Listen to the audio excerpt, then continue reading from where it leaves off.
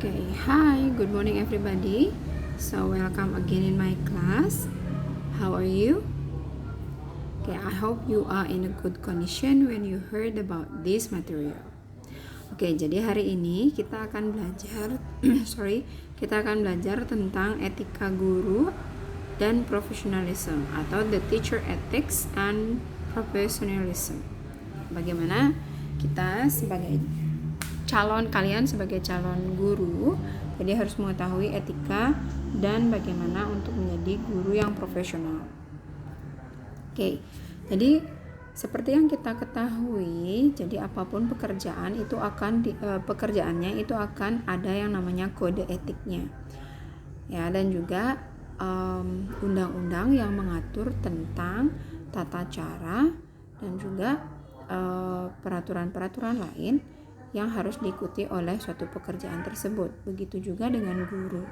Jadi kita juga sebagai seorang guru kita juga mempunyai yang namanya kode etik, ya, dan hal tersebut dicantumkan atau dibahas dalam Undang-Undang Nomor 14 Tahun 2015.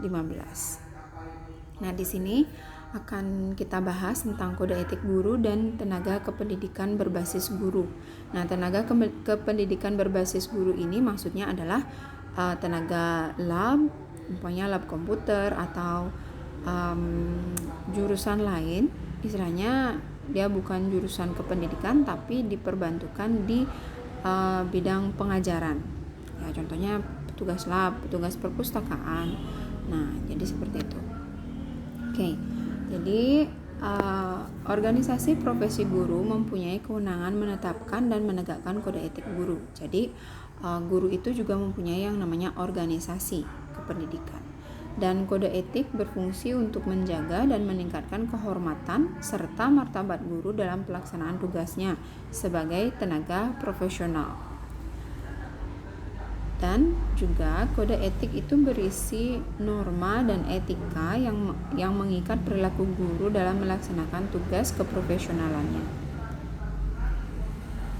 Serta organisasi profesi guru membentuk Dewan Kehormatan Guru yang disebut dengan DKGI atau Dewan Kehormatan Guru Indonesia. Nah, apa sih hakikat etika profesi guru tersebut? Jadi berdasarkan ada 4 hal, ya, berdasarkan pada 4 hal, yaitu mandatory, law atau hukum, golden way, dan behavior atau tingkah laku. Jadi hal yang diatur dan juga mengatur itu adalah mandatory, hukum, cara-cara terbaik atau cara-cara profesionalisme, dan behavior juga tentang tingkah laku. Ya. Jadi etika profesi tenaga kependidikan yang berbasis guru berdasarkan etika yang dikembangkan oleh organisasi profesi. Nah, jadi guru dan tenaga kependidikan disebut juga sebagai profesi yang mulia. Hal ini dikarenakan seorang guru itu harus bisa menjaga moralitasnya karena sebagai seorang guru tentunya akan menjadi contoh bagi siswa. Ya, jadi sebelumnya sudah pernah saya bahas, jadi salah satu peranan guru itu adalah menjadi role model dari siswa. Jadi kalau gurunya sudah melenceng, apalagi siswanya. Jadi moral seorang guru itu harus benar-benar terjaga, harus dijaga, ya. Dan juga profesi guru itu merupakan profesi yang mulia karena merupakan keunggulan perilaku, akal, budi, dan pengabdian. Jadi seorang guru itu dituntut untuk memiliki perilaku yang terbaik, ya, jadi istilahnya agar bisa menjadi contoh, dan juga akal, budi, dan pengabdian. Nah, hal inilah yang semakin lama semakin kesini, ya, semakin dilihat ternyata banyak juga yang keunggulan budi, perilaku, akal, dan pengabdiannya itu menurun, ya. Dan seorang guru itu adalah pengemban tugas kemanusiaan. Karena apa? Jadi seorang guru itu harus mengutamakan kebajikan dan mencegah kehinaan. Jadi maksudnya setiap tingkah lakunya, setiap gerak-geriknya baik di sekolah maupun di luar sekolah itu harus mengutamakan kebajikan dan juga harus menjauhi hal-hal yang bisa menyebabkan harkat dan martabat seorang guru tersebut hina istilahnya. Dan juga karena seorang guru itu mengemban tugas untuk mencerdaskan kehidupan bangsa dan membangun watak serta budaya dari para generasi muda. Dan profesi guru itu harus dilakukan dengan ketulusan hati seharusnya. Oke, jadi keandalan kompetensi sebagai sumber daya, ya jadi istilahnya mengandalkan kemampuan pengetahuan sebagai sumber daya utama dalam mendidik dan mencetak dan juga membangun watak budaya generasi muda, dan juga mengembangkan potensi peserta didik menjadi manusia seutuhnya. Nah, di sini saya pernah diperingati oleh seorang dosen saya ketika saya berkuliah dulu. Jadi ketika kamu menjadi seorang guru, pastikanlah anak didikmu mengalami suatu perubahan. Jadi jangan sampai masuknya monyet, ya istilahnya waktu itu dibilang masuknya beruk, keluarnya lutung. Jadi istilahnya berubah nama saja, tapi tetap saja orang-orang akan menganggap mereka satu. Jadi istilahnya tidak ada perubahan. Nah, usahakanlah kalau kalau siswa kita setelah kita ajar itu adalah perubahannya sedikit. Jadi mengubah mereka atau mengembangkan potensi peserta didik kita agar menjadi manusia seutuhnya, mengeluarkan apa yang mereka bisa, mengajarkan mereka bagaimana caranya melakukan sesuatu dengan benar. Itu juga merupakan itu juga hal yang harus dilakukan dengan ketulusan hati tentunya, ya. Jadi jangan sampai, ingat ya, jangan sampai next if you be a teacher later, jangan sampai siswa kalian masuknya lutung keluarnya beruk, atau masuknya beruk keluarnya lutung, sama ya. Jadi berubahlah sedikit, pokoknya masuknya lutung keluarnya gorila, meskipun masih sama-sama berbulu, setidaknya size-nya berubah ya. Jadi harus ada perubahan. Nah, etika profesi guru dan tenaga kependidikan yang berbasis profesi guru, ya, jadi haruslah menjunjung tinggi, menghayati dan mengamalkan sumpah dan janji sebagai seorang guru, ya, dan juga melaksanakan tugas utama yaitu mendidik, mengajar, membimbing, mengarahkan, melatih, menilai dan mengevaluasi peserta didik untuk mewujudkan tujuan pendidikan nasional. Oke, sebelum kita jauh melangkah, jadi mungkin di sini ada penjelasan mengenai menilai dan mengevaluasi peserta didik. Terus ada mungkin di antara kalian ada yang ingin bertanya, Miss, apa perbedaan antara menilai dan mengevaluasi? Oke, di sini yang dimaksud dengan menilai itu adalah memberikan skor. Jadi ketika siswa kalian itu membuat suatu performance atau istilahnya membuat suatu tugas, kalian memberi nilai dengan mempergunakan angka. Sedangkan mengevaluasi itu artinya adalah menilai dengan angka dan juga kata-kata. Kata-kata berupa perbaikannya di mana, bagusnya di mana, kurangnya di mana, harusnya bagaimana, itulah yang disebut dengan evaluasi. Oke, kita lanjutkan. Dan seorang guru yang profesional itu mempunyai kewajiban terhadap peserta didiknya. Jadi apakah kewajiban yang kalian miliki nantinya? Jadi sebagai seorang guru, kalian harus bertindak profesional dalam melaksanakan tugas mendidik kalian. Mengajar, membimbing, mengarahkan, melatih, menilai, dan mengevaluasi proses dan hasil belajar peserta didik. Dan juga memberikan pelayanan pembelajaran berdasarkan karakteristik individual serta tahapan tumbuh kembang kejiwaan peserta didik kalian. Oleh karena itu, ya, jadi dikarenakan kondisi satu kelas itu tidak hanya satu siswa yang kalian harus kenal karakteristiknya, jadi kalian harus berusaha untuk mengenal seluruh karakteristik dari keseluruhan siswa di kelas yang kalian miliki tersebut dan mengetahui tumbuh kembang kejiwaan peserta didik kalian. Jadi mereka umpamanya mau belajarnya dengan apa, yang mereka suka itu belajar kayak gimana, ya. Cara kalian mengajarkan nanti itu harusnya bagaimana, itulah yang harus kalian ketahui nantinya. Selanjutnya, jadi sebagai seorang guru, kalian juga harus menghormati martabat dan hak-hak serta memperlakukan peserta didik kalian secara adil dan objektif. Maksudnya menghormati martabat dan hak-hak itu adalah kalian harus mempersiapkan kelas, media, dan pembelajaran yang membuat mereka mendapatkan hak mereka dalam belajar, dan juga memperlakukan mereka secara adil dan objektif. Jangan sampai kalian terlalu fokus pada siswa yang bilanglah pintar di kelas, ya, tapi kalian juga harus adil memperhatikan semua siswa. Jadi tidak ada kata objektif ya di kelas. Dan mengembangkan suasana pembelajaran yang aktif, kreatif, efektif, dan menyenangkan. Jangan sampai kalian ketika memberi pembelajaran hanya memikirkan yang penting pelajaran yang saya sudah menyampaikan pelajarannya, saya sudah menyampaikan materinya, terserah mereka mau mengerti atau tidak. Itu tidak boleh. Jadi kalian harus juga mempertimbangkan ya suasana pembelajaran yang menyenangkan dan juga memancing kreativitas mereka. Oke. Dan melindungi peserta didik dari segala tindakan yang berpotensi mengganggu keamanan, perkembangan proses belajar, kesehatan bagi peserta didik. Jadi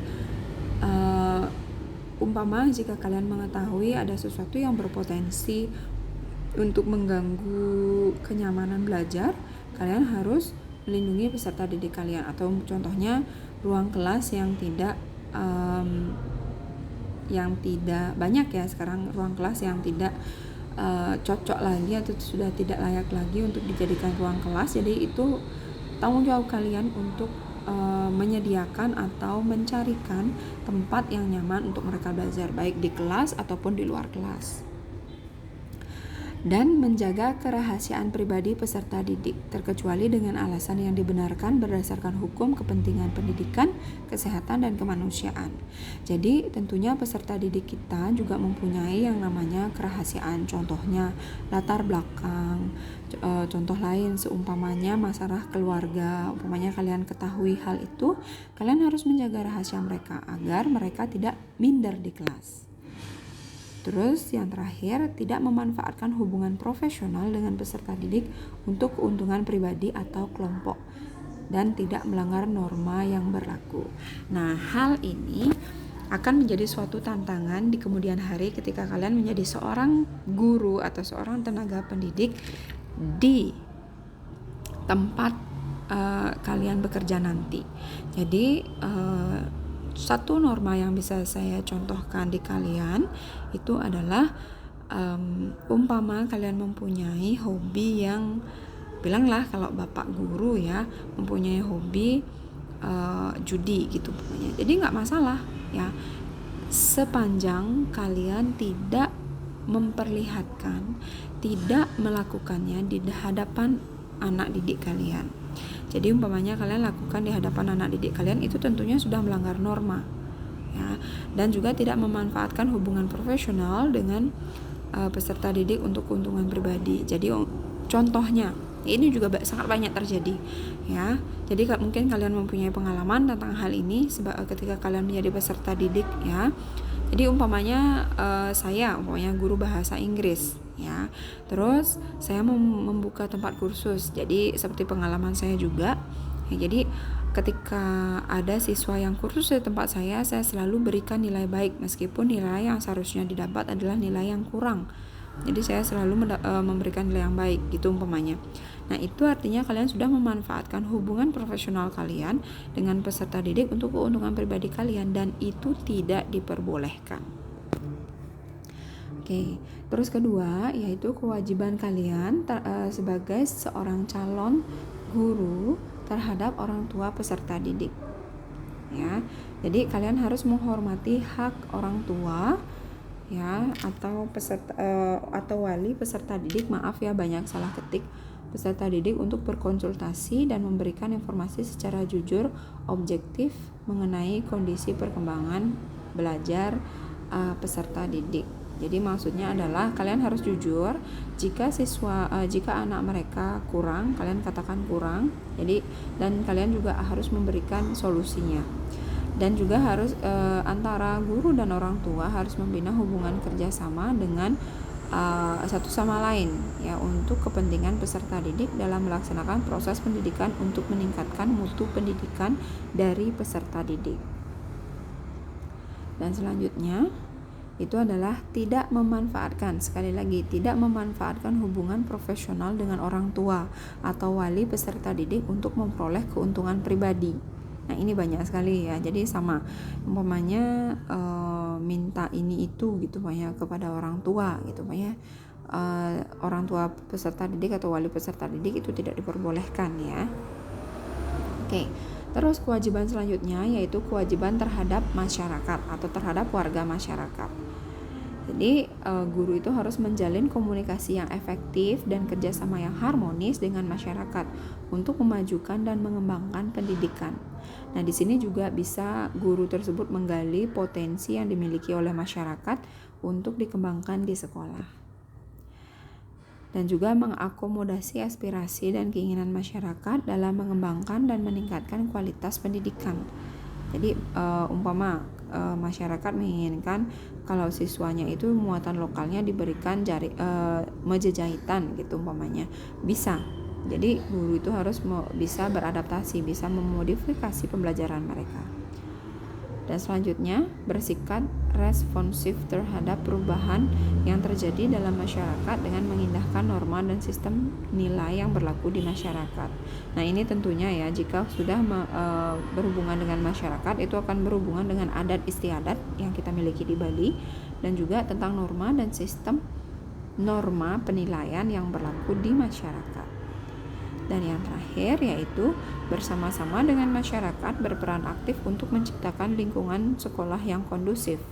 Jadi ini umpamanya untuk pada masa pandemi sekarang, jadi antara sekolah dan masyarakat melakukan disinfektan bersama-sama di sekolah gitu umpamanya, atau istilahnya ketika dirasa ada keamanan terganggu jadi pecalang gitu umpamanya, melakukan pengamanan di sekolah itu pun bisa.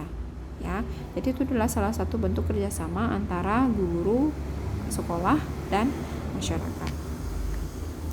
Nah, selanjutnya yaitu kewajiban terhadap teman seprofesi kalian yaitu sesama guru.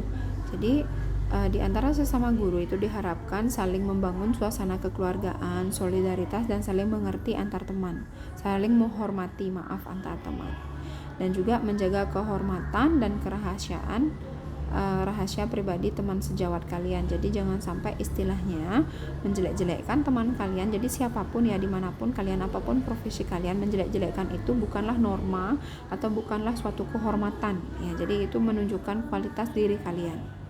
Dan selanjutnya saling berbagi ilmu pengetahuan, teknologi, seni, keterampilan, dan pengalaman, serta saling memotivasi untuk meningkatkan profesionalitas dan martabat guru. Nah contohnya ketika masa pandemi sekarang, jadi tidak semua guru bisa melaksanakan yang namanya perkuliahan daring atau sekolah daring ya. Jadi tentunya perlu bimbingan dari orang yang lebih tahu. Jadi sehingga umpamanya kalau kalian yang mengetahui cara membuat suatu media itu harus saling sharing. Jadi antar guru itu harus saling sharing dan menghindari tindakan yang berpotensi menciptakan konflik antar teman sejawat. Jadi setidaknya ketika kalian mengetahui hal tersebut akan menjadi konflik di kemudian hari, hendaknya dihindari dari awal. Dan kewajiban selanjutnya yaitu kewajiban terhadap profesi kalian sendiri, yaitu sebagai seorang guru ya. Jadi kalian harus menjunjung tinggi jabatan guru sebagai suatu profesi ya, dan mengembangkan keprofesionalan kalian secara berkelanjutan sesuai kemajuan ilmu pengetahuan dan teknologi untuk meningkatkan mutu pendidikan. Jadi mungkin dengan melakukan pelatihan, melalui mengikuti pelatihan, mengikuti seminar atau kuliah kembali itu juga bisa. Dan tidak melakukan tindakan dan mengeluarkan pendapat yang merendahkan martabat profesi. Contohnya, gini ya jadi guru nggak dapat apa. Nah itu salah satu keluhan. Jadi punya mengeluh ya. itu juga merupakan tindakan yang merendahkan martabat dan profesi kalian sendiri. Selanjutnya, dalam melaksanakan tugas tidak menerima janji atau pemberian yang dapat mempengaruhi keputusan atau tugas profesi. Dalam kata lain, tidak menerima sogokan. Oke. Dan yang terakhir, melaksanakan tugas serta bertanggung jawab terhadap kebijakan pendidikan. Jadi melaksanakan tugas dengan baik dan bertanggung jawab jika ada suatu permasalahan yang terjadi di kelas kalian. Selanjutnya, kewajiban terhadap organisasi profesi kalian, yaitu yang akan diawasi oleh DKGI atau Dewan Kehormatan Guru Indonesia. Jadi kalian harus menjunjung tinggi kehormatan dan martabat organisasi profesi kalian, dan juga menaati peraturan dan berperan aktif dalam melaksanakan program organisasi profesi, serta ikut mengembangkan dan memajukan organisasi profesi. Mengembangkan organisasi profesi untuk menjadi pusat peningkatan profesionalitas guru dan pusat informasi tentang pengembangan pendidikan. Nah, jika tidak melakukan tindakan dan mengeluarkan pendapat yang dapat merendahkan martabat organisasi profesi. Serta selanjutnya yaitu kewajiban terhadap pemerintah.